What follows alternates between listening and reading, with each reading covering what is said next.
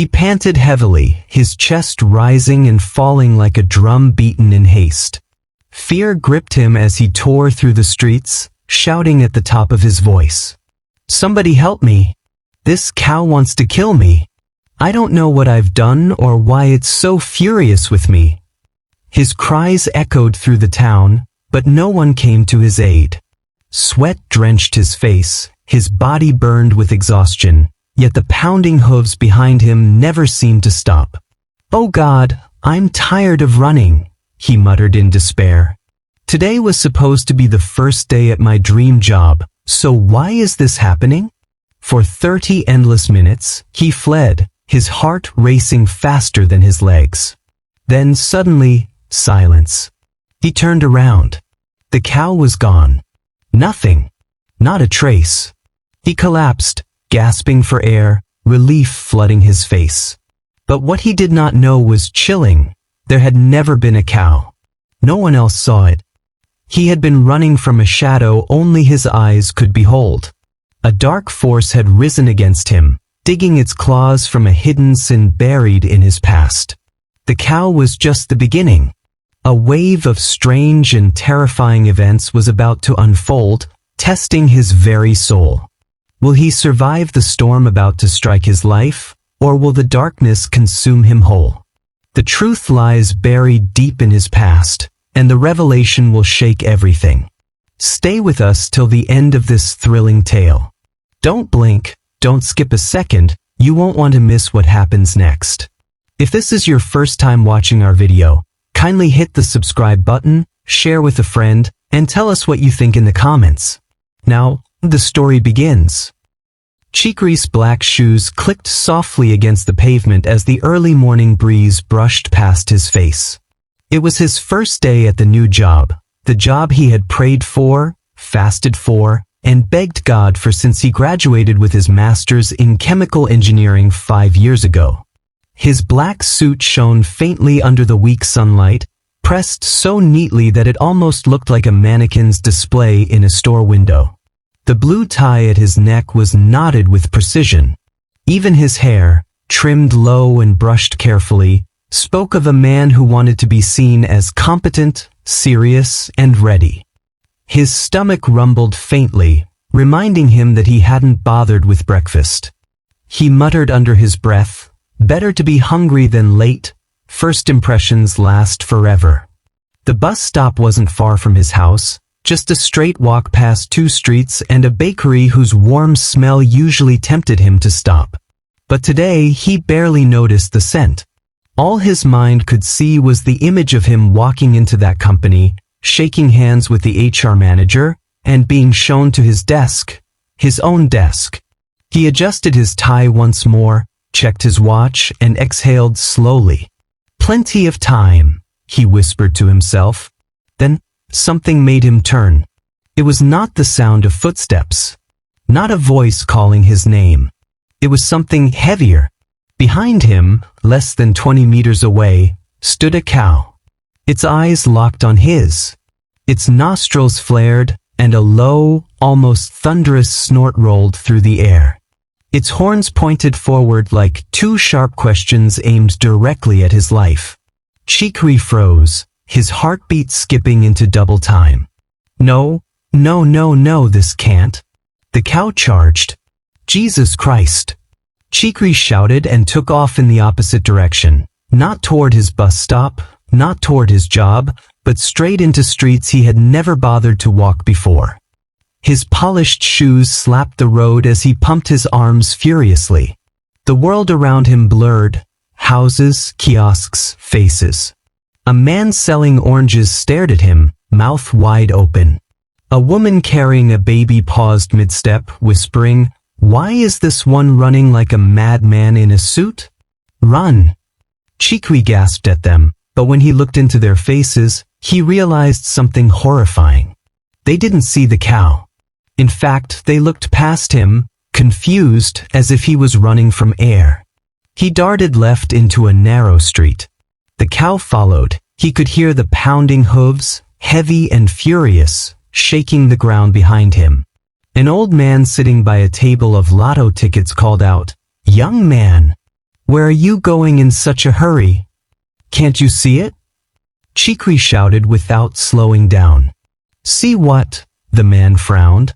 Chikri didn't answer. The cow was too close. The sound of it breathing down his neck made the hairs on his arms stand straight. He jumped over a puddle, nearly tripping over his own feet, his suit jacket flapping wildly behind him. His lungs burned. His legs screamed in pain. But the chase didn't stop. For 30 endless minutes, he ran, past meat sellers who laughed and called him Bolt in a suit, past school children pointing and giggling, past taxi drivers who honked at him to get off the road. Then, silence. The sound of hooves faded. The air behind him felt empty. He slowed, stumbling into the corner of a wall, panting so hard his throat felt raw. Sweat dripped from his hairline down his neck, soaking into his shirt. His legs trembled under him, his shoes now dusty and scratched. He stayed like that for more than 5 minutes, trying to catch his breath, until his watch flashed at him. He was 15 minutes late. Oh, God! His voice cracked as the realization hit him like a slap. He straightened, wincing at the ache in his knees, and began walking back toward the bus stop. It took another 20 minutes to get there, and when he finally got a cab, the ride to the company felt like a funeral procession. When he arrived, the receptionist didn't even greet him. Her lips tightened, and she murmured something into the phone. 2 men in suits appeared within seconds, their faces expressionless. Mr. Chikri? One of them said. Yes, sir, You're late. Very late. On your first day. I had an emergency. This company does not keep employees who cannot respect time.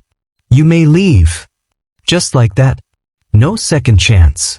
No explanation. The elevator ride down felt longer than the cow chase. By the time he stepped back onto the street, his chest was hollow. His dream job, gone before it had even begun. He walked all the way home, dragging his feet like someone carrying chains. As he turned into his street, his neighbor's voice called out. Chikri, oh boy, what exactly happened to you this morning? Chikri turned, tired. What do you mean? I saw you You ran past me like a flashlight, like one who saw a ghost. I even tried to stop you, but you didn't hear. I was being chased, Chikri said, the anger in his voice rising. The neighbor laughed. By whom? You were putting on a fine suit, yet you ran in such a manner. By a cow. A big, aggressive cow that wanted to kill me. Chikri snapped. The neighbor's smile faded, replaced by a look of confusion. Cow? My brother, I didn't see any cow. Chikri stared at him for a long moment, then walked away without another word. Inside his room, he locked the door, sat on the edge of his bed, and stared at the floor. His mind wandered to the dream he'd had the night before, the big office, the fire, the extinguisher he refused to touch. Something about it all felt connected. But he didn't know how. That night, Chikri lay in bed, staring at the ceiling fan as it rotated lazily above him. The sound of its blades cut through the silence, but his mind refused to be soothed. He replayed the events of the morning over and over, the glint of the cow's horns, the way it snorted as though it could smell his fear, and, most unsettling of all, the blank looks on people's faces as they watched him run. It wasn't a normal kind of embarrassment. This one stuck to his skin like oil, making him feel dirty inside. When his eyes finally shut, the dream came back. He was in a large office, far larger than any he had ever worked in. The windows stretched from floor to ceiling, sunlight streaming in and lighting the glass table in front of him. Papers, pens, and a sleek laptop sat neatly arranged. He leaned back in a leather chair, a faint smile on his lips. It was his office, his without a doubt. Then, out of nowhere, flames erupted on the far wall. The fire spread quickly, licking across the room like it had been waiting for this moment. Fire! Fire! Voices shouted from somewhere outside. Someone, a man in a white shirt, burst through the door holding a red extinguisher. Quick, take it and put it out before it spreads. Chikri froze, staring at the flames. The extinguisher felt heavy in his hands when the man thrust it at him. The heat from the fire pressed against his skin, making him sweat. Do it, the man urged. But his legs wouldn't move. His throat locked. I can't, he whispered. The man's expression twisted into disappointment. If you don't do it, you'll lose everything in this office. The fire roared louder. Smoke coiled into the air, filling his lungs. Chikri turned and bolted out of the office, dropping the extinguisher on the floor. The moment he crossed the doorway, everything went black. He woke with a start, chest heaving, sweat dampening his bedsheet. His hands trembled. For several minutes, he sat in silence, telling himself it was just a dream. But deep down, he felt it, the same unease that had sat in his stomach since the cow incident. 3 weeks later, another opportunity came. It was a smaller firm, but still reputable. He had gone through the first interview weeks ago and passed with ease. This was the final stage. Meet the senior partners, impress them, get the job. That was all in his mind. It was just less than a day to the interview. That night, he couldn't eat. He sat by the window of his small room, staring into the dark street. His mind tried to connect the dots. The dream about the fire, the invisible cow, or should I say the hallucination, if that's what it was, he said to himself as he kept pondering. Sleep came late, and when it did, the dreams were different. He was walking to work again in his dream. The air was cold, his breath visible in the mist. On the corner of the street, a man sat hunched over, shivering violently. His clothes were threadbare, his skin pale.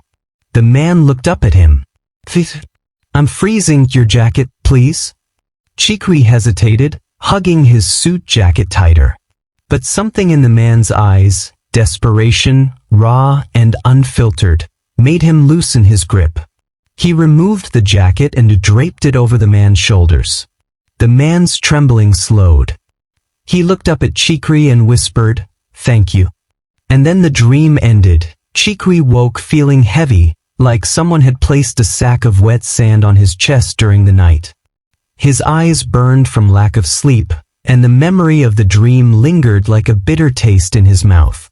He was confused about the dream, but had no time to ponder over it. He went about getting ready for his final interview. He left the house earlier than usual, dressed in another freshly ironed suit, deep gray this time, with a crisp white shirt and a striped tie. The weather was cool, the sky a pale blue. He arrived at the building 30 minutes early, settling into a leather chair in the reception area. He smiled politely at the receptionist, who nodded in return. Everything was perfect. Inside the meeting room, 3 examiners sat at a polished table. They had already reviewed his CV, and their whispers carried faint excitement. "This could be the one we're looking for," one of them murmured.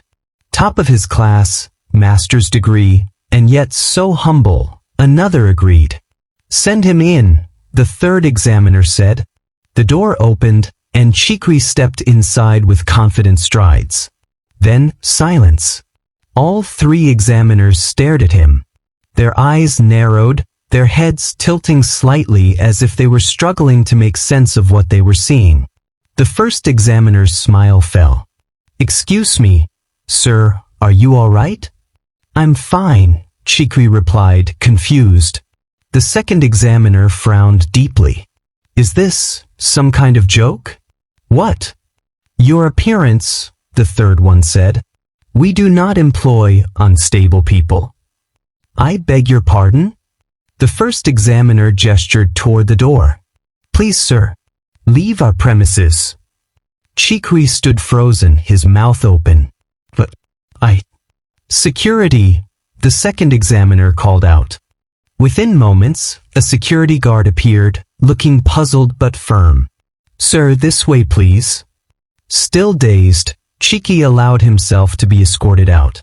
As they stepped into the lobby, he caught the reflection of himself in the glass doors. And his blood turned cold. In the reflection, he wasn't wearing his fine gray suit. He wasn't even wearing clean clothes. He looked filthy. His shirt torn, his trousers stained, his face smeared with dirt. He looked like a homeless man who had been sleeping on the streets for months. The receptionist who had smiled at him earlier now looked away, avoiding eye contact. Cheeky stumbled into the street, breathing heavily. "What is happening to me?" he whispered. He got home and changed out of his suit, the one that couldn't come through for him. He decided to take a walk, thinking fresh air might loosen the tight knot of thoughts in his head. The streets were alive with their usual symphony, the clatter of market stalls being set up, the hiss of frying oil from roadside akra sellers, the laughter of schoolchildren running to catch buses. But as he walked, something odd began to happen. People were staring at him again. It wasn't just quick glances. These were long, puzzled stares. A man selling groundnuts paused mid-shout, eyes tracking Cheeky as he passed. A young woman carrying a basket of plantains frowned, almost as if she recognized him but couldn't quite place the memory. Two little boys sitting on an overturned crate whispered to each other. "CM," one said. "That's the man that was running like he was being chased by his ancestors the other day," the other replied. Cheeky slowed his pace.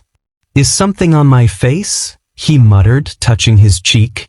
At the corner of the street, he saw a cluster of women around a pepper stall. One of them, an elderly woman with sharp eyes, stopped talking and simply looked at him, tilting her head slightly. Their eyes met for a moment, and a strange chill crawled up his spine. She didn't smile, didn't frown, just watched him pass as if she knew something he didn't. Later that afternoon, as he wandered deeper into the market, the sun hung high, casting golden heat on the tin roofs. The air smelled of fish, dust, and sweat. He stopped by a stall selling second-hand books, running his fingers over worn paperbacks. "Excuse me, young man." The voice was soft but clear. He turned to see an old woman sitting cross-legged on the ground beside a basket of tiny, wrinkled yams. Her wrapper was faded, and her headscarf looked older than he was. "Please," she said, "I have not eaten since yesterday. Can you spare me some change to buy food?" Cheeky hesitated. He reached into his pocket and found only a few crumpled notes, barely enough for a small snack for himself. His stomach gave a faint growl, reminding him of his own hunger. Still, he sighed, crouched, and placed the money into her palm. "It's not much," he said quietly, "but maybe it will help." The old woman's fingers closed tightly around the money. She lifted her gaze to meet his, and her expression shifted, a strange mixture of pity and something heavier, like judgment. "You have changed," she said, her voice almost a whisper. Cheeky frowned. "Sorry." "You have changed," she repeated, louder this time. "Once, you would never give what you had. You would rather take from others, even if it was all they had left. You have stolen before, and you have never made it right." A shiver passed through him. "I think you're mistaking me for someone else." Her eyes, cloudy but sharp, stayed locked on his. "You were cursed. Years ago. A woman placed it on you with her own mouth. Do you remember? You took her money she needed to pay her school fees. She dropped out because of you. Her future was destroyed, and in her pain, she called your name and declared you would never know peace." The sounds of the market seemed to fade around them. The call of traders, the honk of okadas, the chatter of customers. All of it dimmed until the only thing Cheeky could hear was the slow, deliberate rhythm of her words. He opened his mouth, then closed it. His mind was racing, clawing through memories of his university days. The old woman's lips pressed into a thin line. "If you want your life back, find her. Beg her with all the sincerity in your soul. If she forgives you, the curse will lift. If not, she shrugged, you will keep running from what others cannot see, wearing rags in the eyes of those you want to impress, and every good thing will turn to dust in your hands. She turned back to her basket of yams as if the conversation was over. Chikri stood frozen. He remembered. It had been his final year in school. He was broke, desperate, and rent was overdue. One afternoon, he had seen his classmate Anita place an envelope inside her bag. She had stepped out briefly, and his hand, his stupid, greedy hand, had reached in. The money was enough to settle his rent and buy food for weeks. He never told her. He never admitted it. A week later, she had stopped coming to lectures. Rumors spread, she couldn't pay her fees. She was gone. He had never thought about her since. Until now. That night, sleep refused to come. He lay in the dark, replaying the old woman's words until they became a drumbeat in his head. Find her. Beg her. Or keep running. The next morning, he began his search. It was not easy. Anita had no social media presence, and most of his old classmates had lost contact with her. Those who remembered her either shrugged or gave vague answers. She moved somewhere in the east. I think she's married now. Haven't heard from her in years. Days turned into a week. A week turned into 2. Every time he felt close to finding her, the trail went cold. But then, one rainy afternoon, while sheltering under the awning of a closed shop, his phone buzzed with a message from a former course mate. I heard about your search. If it's the same Anita you're looking for, she sells clothes in a small boutique in Enugu. I saw her last year. Chikwi's heart pounded. He had no other choice but to travel in search of her. It took weeks of searching in Enugu, but finally he found her. She listened in silence as he begged. Then at last she said, I forgive you. 2 weeks later, Chikwi's phone rang. A reputable company wanted him as their new manager. Moral lesson. Wronging others, especially in desperate moments, can leave wounds that time alone won't heal.